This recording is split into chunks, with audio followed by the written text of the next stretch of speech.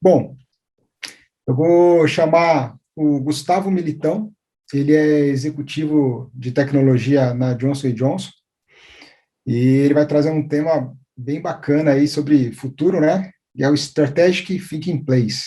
Gustavo, bem-vindo, o palco é Ah, seu. super obrigado, gente. Obrigado por me convidar. Deixa eu compartilhar minha tela aqui. Hum,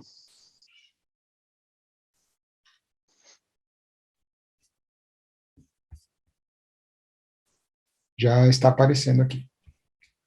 Espera aí. Opa. Acho que esse aqui.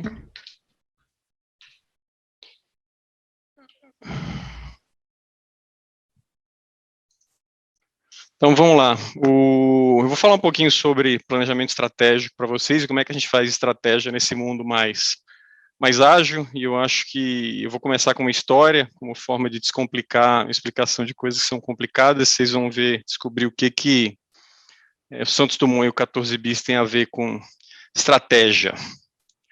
Então, meu nome é Gustavo, eu sou engenheiro formado pelo ITA, eu trabalho com IT faz mais ou menos 20 anos, eu sou executivo de IT na Johnson Johnson, e tenho trabalhado com design e princípios de design UX desde 2015, e ando super interessado sobre tecnologia, futuro do trabalho, novas formas de trabalho, comportamentos associados a isso, e comunicação em sistemas complexos, sociotécnico complexos, que é o que o Snowden trouxe aí para a gente um pouco também, né? Então, quando eu falo de complexidade, falando de complexidade nos termos do Snowden. Eu conheci o trabalho dele tem mais ou menos 7 anos e a gente usa isso como uma ferramenta para fazer parte do nosso trabalho. Falar para mim, quando eu tenho oportunidade, é sempre importante, porque é uma das formas como eu aprendo e conecto essas ideias todas. E como vocês podem ver aí na direita, eu acho que os tempos modernos requerem diferentes formas de comunicar, nem sempre tudo cabe numa apresentação de PowerPoint quadradinha, e principalmente em sistemas complexos, onde as pessoas estão muito ocupadas, eu acho que a gente precisa pensar em maneiras de descomplicar para que elas consigam entender as coisas e agir. E antes de passar para o próximo, não tenho todas as respostas, eu sou um cara que pratica essas coisas, e tento evoluir nessa linha e vou tentar conectar alguns dos meus pensamentos aqui para vocês. Então, essa apresentação é uma introdução, eu vou apresentar para vocês 3 plays de estratégia, e não vou explicar de forma detalhada, eu acho que em meia hora não dá, esse é super complicado, e é um convite para vocês saberem o que são essas coisas, e quem se interessar depois consegue procurar online, tem muita coisa, muito material disponível sobre esses plays que eu vou apresentar. Antes da gente chegar lá, deixa eu passar um pouco a história, que eu acho que tem tudo a ver com planejamento estratégico. Eu acho que todo mundo conhece essa história do Santos Dumont, é um brasileiro que fez um avião, e ele tinha essa obsessão, essa ideia, e um dia ele conseguiu chegar lá e fez um dos primeiros voos controlados. A gente conhece o começo da história, que ele era brasileiro, a gente conhece o fim da história, mas pouca gente conhece o meio da história. E eu vou contar um pouco esse meio e vou conectar essas ideias para vocês pensarem como é que um cara inovador, que pensa para frente, como é que ele vê as coisas e como é que ele conecta todas essas coisas, tá? Eu não sei se todo mundo sabe, mas o Santos Dumont, ele era filho de um grande cafeicultor brasileiro, ele era bilionário, ele era muito rico, e o pai dele talvez fosse um dos caras mais ricos do Brasil, e ele teve a oportunidade de viajar muito pela Europa quando ele era jovem, e o pai dele morreu muito cedo, o pai dele morreu quando ele tinha 18 anos, e o pai dele tinha um problema, acho que era um problema respiratório, e eles viajaram para a Europa algumas vezes para tratar o pai dele lá na Europa. Numa dessas viagens, eles trouxeram um carro. Então, o primeiro carro brasileiro foi importado pelo Santos Dumont. Ele mesmo comprou.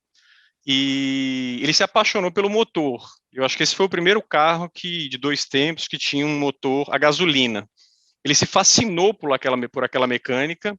E naquela época, Paris era o centro do mundo e tinha comunidades de balonistas lá em Paris.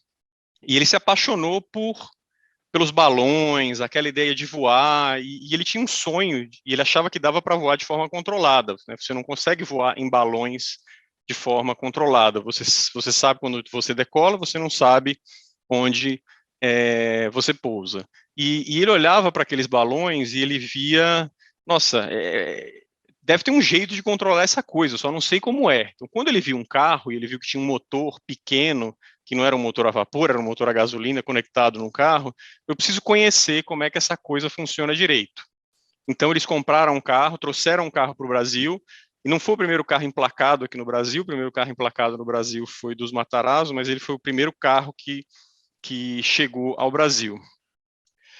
Quando o pai dele morreu, ele voltou para a França, ele decidiu se radicar lá, e nessa volta, ali entre 1891 e 1899, ele se conectou com uma comunidade de entusiastas por dirigíveis.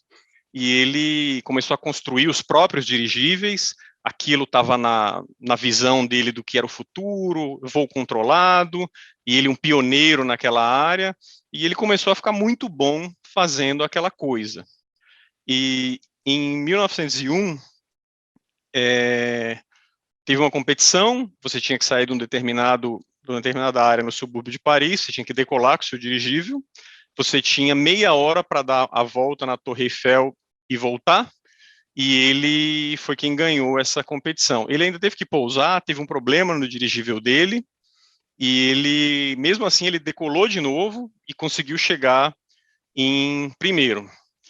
Nessa época, ele começou a ver que o voo controlado era uma coisa possível, mas os dirigíveis eles eram lentos demais, mas já tinha um caminho ali para evoluir aquela coisa. E esse cara, como visionário, o que ele fez? Ele começou a fazer change management. Ele começou a promover jantares, então, acho que não sei se era uma vez por mês ou a cada 15 dias, as pessoas iam na casa dele e ele promovia jantares com mesas e cadeiras, e as mesas e cadeiras estavam a 2 metros de altura do chão. Então, o ponto dele era que as pessoas tinham que se acostumar com isso, porque ia ser muito comum fazer grandes viagens em aviões, não eram aviões ainda, mas em objetos controlados, né? E ele se tornou muito popular por esses jantares. Ele era um cara muito popular em Paris, por tudo que ele fazia, as pessoas viam ele voando de dirigível, voando de avião, e ele achava que esse change management era importante para quando ele tivesse o avião.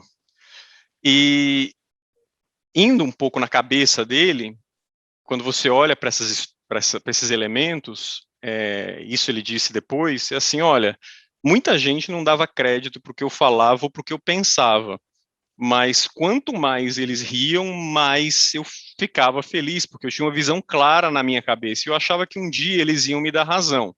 Um dia eu ia ser a pessoa que ia estar dando risada das pessoas que diziam que eu não conseguiria fazer aquilo que eu disse que eu conseguiria fazer. E o que todos esses elementos têm em comum? Esses elementos, gente, eles estão conectados. Então, o fato dele ter dinheiro, dele ter comprado um carro, dele ser apaixonado por voo controlado, dele ter visto potencial no motor de um carro para aprender a mecânica de um motor, para ele se conectar com as comunidades de dirigíveis, para ele promover os jantares malucos dele, para um dia ele fazer um voo controlado lá em 1906. Então, assim, de 1891, quando ele comprou o carro, até 1906, 15 anos onde ele trabalhou intensamente para essas coisas. E muito claro na cabeça dele, tudo isso estava conectado. Quem achava que ele não ia conseguir, não entendia que isso era uma estratégia. Então, o que essa história tem a ver com estratégia, né?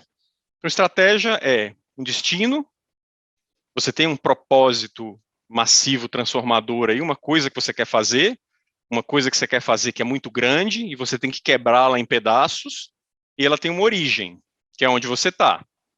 Então, a estratégia são esses dois elementos. Onde eu quero chegar, com base no que eu posso fazer, com base no meu potencial, com base em quem eu sou, com base no contexto, e um lugar de partida. E eu queria que vocês imaginassem entre esse esse ponto de partida e esse ponto de chegada, tem um cone.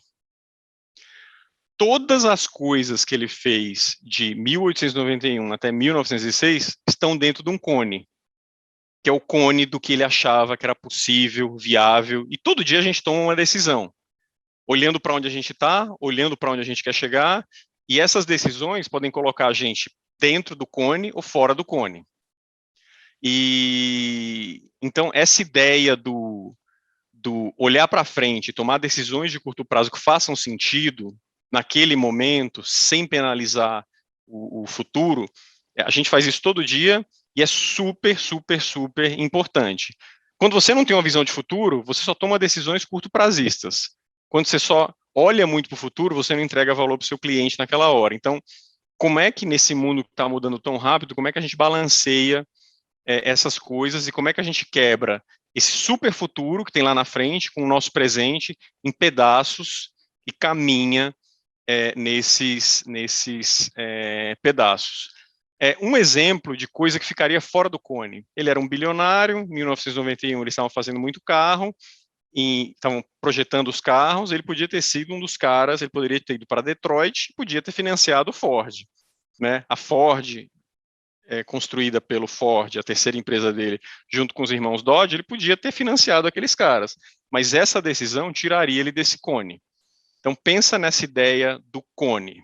Então, isso aqui foi o primeiro texto da apresentação, e ter essa ideia do cone é importante para o próximo slide, tá?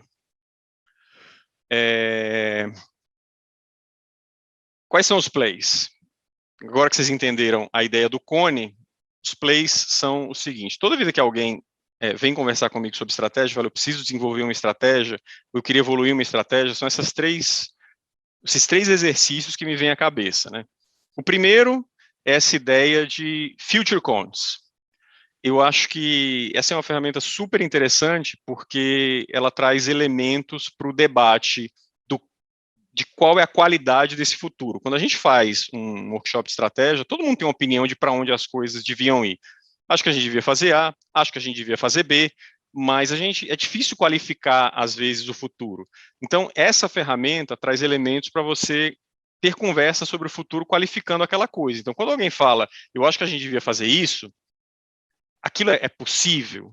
É possível ou é impossível? Dentro do possível, isso é plausível? Tipo, dentro de condições extremas, isso é plausível. Isso não é absurdo pensar nisso, mas isso aqui é muito provável ou improvável. O que a gente quer projetar dentro desse provável e improvável? E o que é preferível? Qual que é a zona que a gente quer de chegada naquele cone? Que tudo bem, pode ser que eu não faça um avião, pode ser que eu faça uma coisa ligeiramente diferente de um avião, mas ainda cai dentro de uma visão razoável, que é o que a gente quer fazer como um time, tá? Então essa é a primeira ferramenta que eu acho super interessante, ela não é nova, e se vocês entrarem no Google e procurarem um pouco, vocês vão encontrar vídeos, vão encontrar figuras, tem livros que vão citar isso aqui. Então a primeira é essa ideia do trazer linguagem para falar sobre aquele cone lá do futuro. Então essa aqui é bem legal. Tem uma outra que eu espero que vocês estejam conseguindo ver aí, chama The Future Backwards. A primeira vez que eu tive contato com isso aqui foi em cima do trabalho do Snowden. A gente estava trabalhando com uma consultoria que estava ajudando a gente a pensar sobre estratégias, como desenvolver estratégia de produto e tal. E é um exercício bem legal. Então, o que você faz? Você olha para aquele cone lá do futuro em duas dimensões: Heaven e Hell. Dado onde eu estou, qual que é o meu cenário mais otimista possível? É esse aqui. Quais são as características dessa coisa? E aí você faz esse caminho aí de cima, com esses post-its azul, dizendo o que tem que acontecer para eu chegar naqueles post-its verdes, que são o heaven, o céu. E no caminho do hell, o que aconteceu para essa coisa dar tão errado? Então, é uma figura de planejamento de longo prazo otimista e pessimista. Como é que eu maximizo a chance de sucesso? O que eu preciso fazer para maximizar a chance de sucesso? E o que eu preciso evitar para que o pior não aconteça?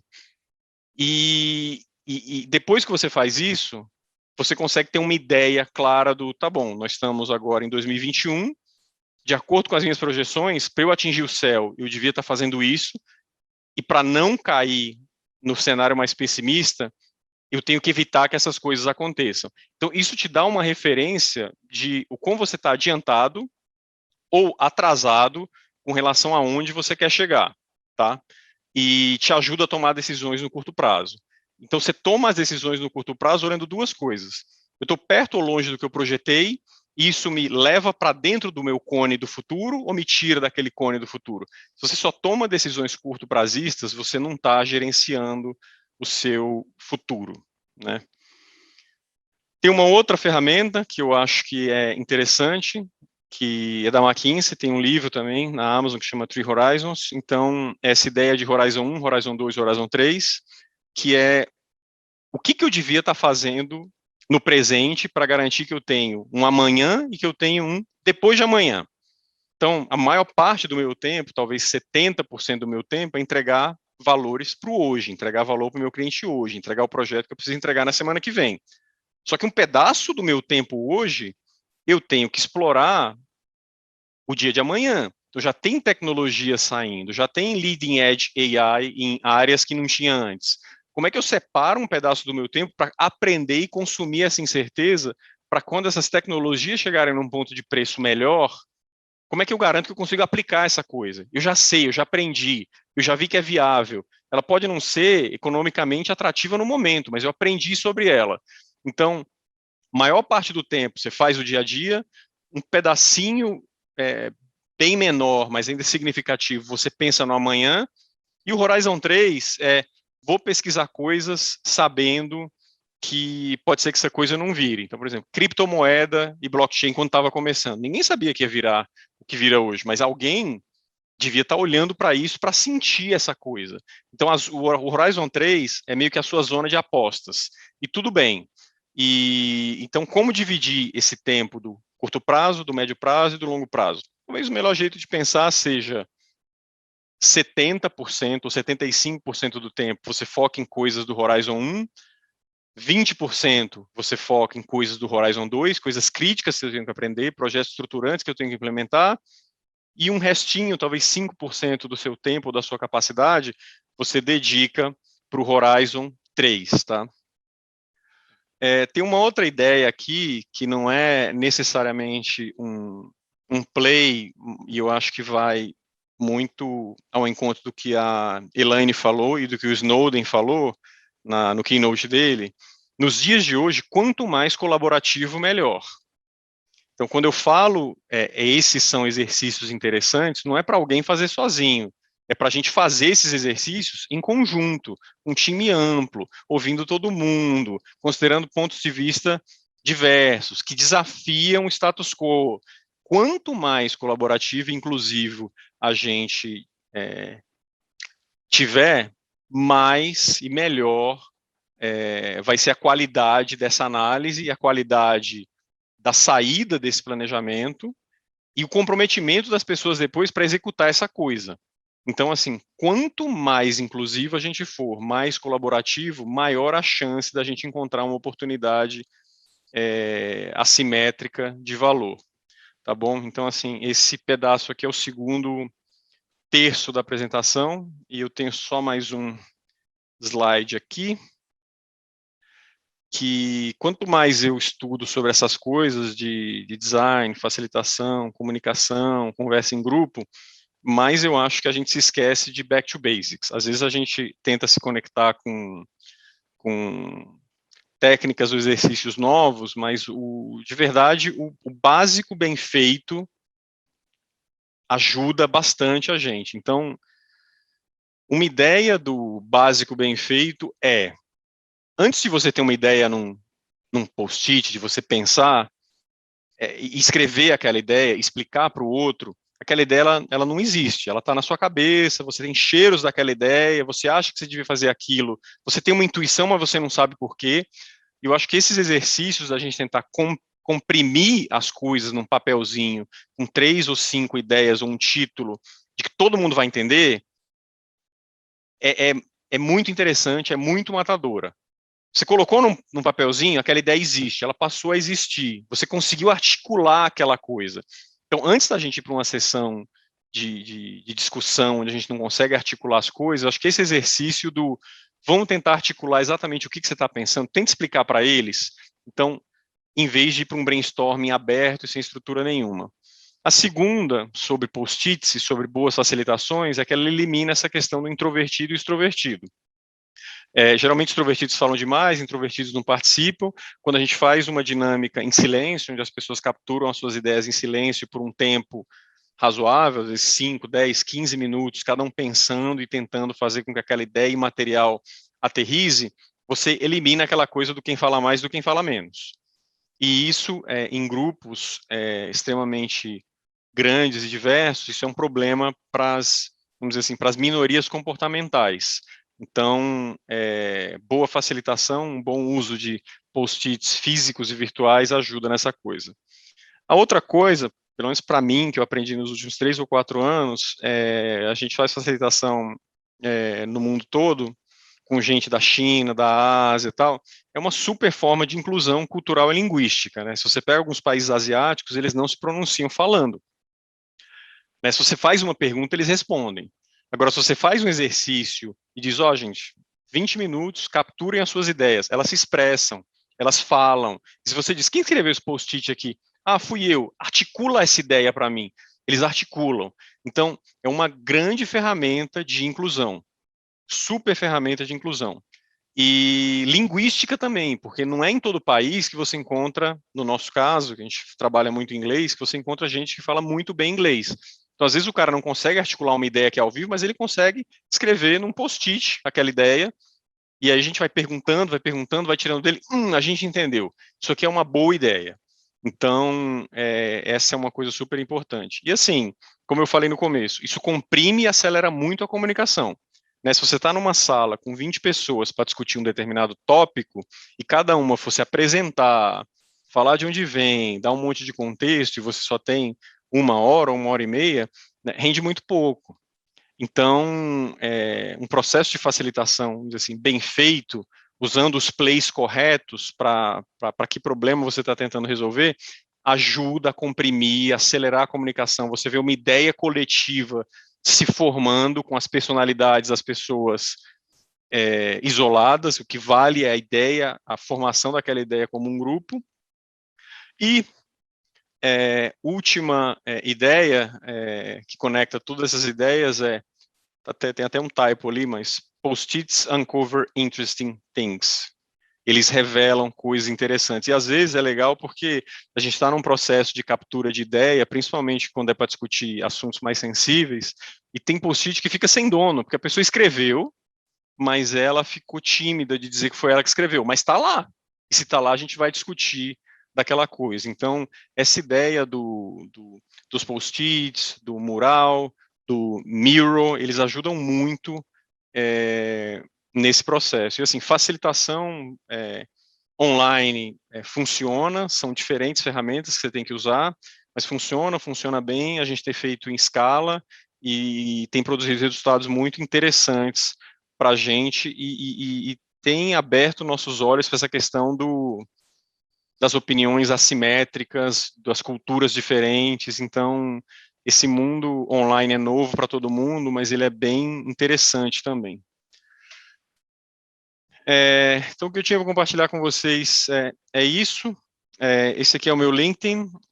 Lá tem os desenhos sobre coisas que eu penso, que eu desenho. Esse desenho do Santos Dumont está lá, tem alguns outros. Então, quem quiser baixar para pensar sobre alguma coisa, quiser fazer uns comentários, pode fazer.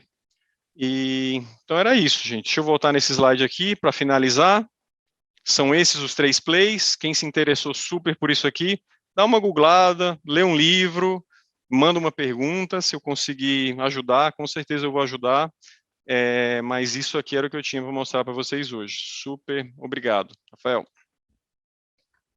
Legal, Gustavo. Pô, falar sobre estratégia é super interessante, né? Super legal, né? Faz a gente refletir bastante, né? Sobre como trazer valor, né? Para o cliente. E aí você tenta conectar várias ferramentas. e como que você depois materializa isso, né? Então é legal essa conexão que você fez no final de usar, de repente, práticas de design thinking ou um design sprint para conectar essas outras ferramentas estratégicas para tangibilizar e você acaba quebrando essas barreiras culturais, como você bem disse, né? Isso é super válido e maravilhoso mesmo. Bom, eu gostaria de agradecer, Gustavo, a sua presença e participação